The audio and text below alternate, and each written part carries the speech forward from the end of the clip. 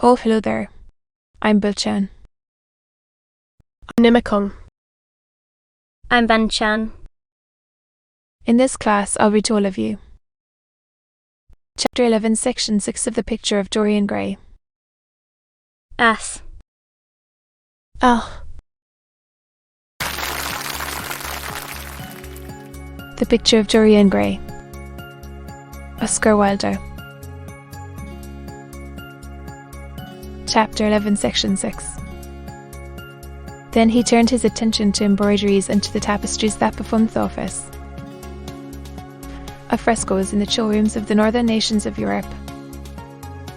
As he investigated the subject, and he always had an extraordinary faculty of becoming absolutely absorbed for the moment in whatever he took up was almost saddened by the reflection of there were in that time brought and beautiful and wonderful things.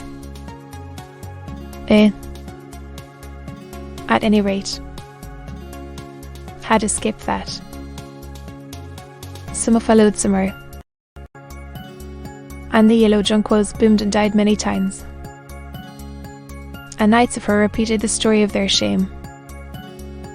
But he was unchanged. No wood marred his face or stained his flower-like bloom. How different it was with material things. Where had they passed? Where was the great crocus cloud robed, on which the gods fought against the giants? That had been worked by brown girls for the pleasure of Athena. Where the huge velarium that Nero had stretched across the Colosseum at Rome. That titan sail of purple on which was represented the starry sky, and a blow driving a chariot drawn by white, gold-reined steeds.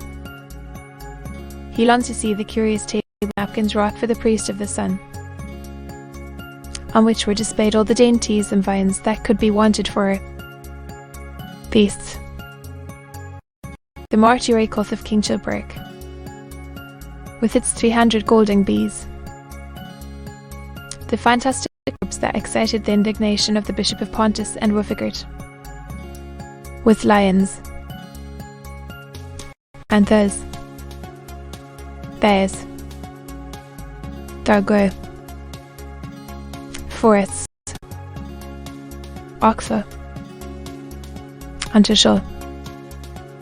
In fact, that a painstaking copy from nature, and the coat that Charles of Orleans once wore, on the sleeves of which were embroidered the verses of a song beginning Madam. She's used tautu, the musical accompaniment of the words being wrought in gold thread, and each note, of square shape in those days, formed with 4 pulls. He read of the room that was prepared at the palace at Reims for the use of Queen Joan of Burgundy, and was decorated with 1,321 parts, made in embroidery,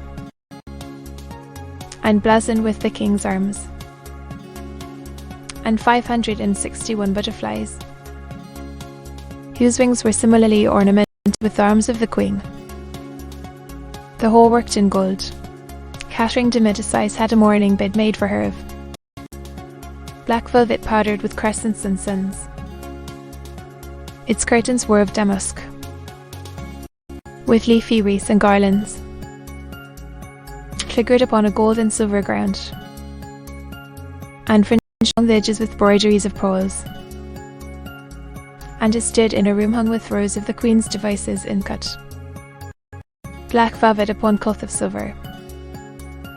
Louis Xavier had gold embroidered carriages 15 feet high in his apartment. The state bed of Sobieski, King of Poland, was made of smine, a gold brocade embroidered in turquoise with verses from the Quran.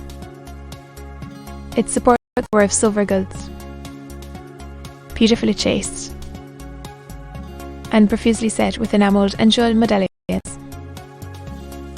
It had been taken from the Turkish camp before Vienna, and the standard of Mohammed stood beneath the tremulous sculpt of its canopy.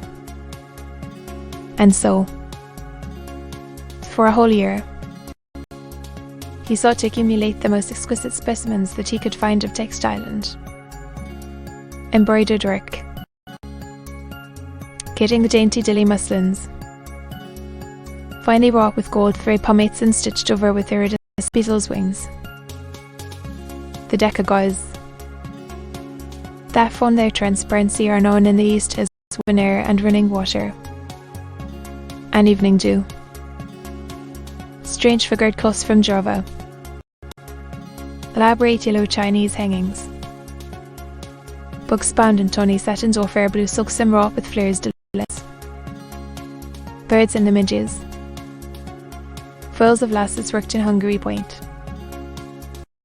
Sicilian brocades and stiff Spanish velvets. Georgian work, with its gilt coins, and Japanese focasses, with their green toned golds and their marvellously plumaged birds. To be continued.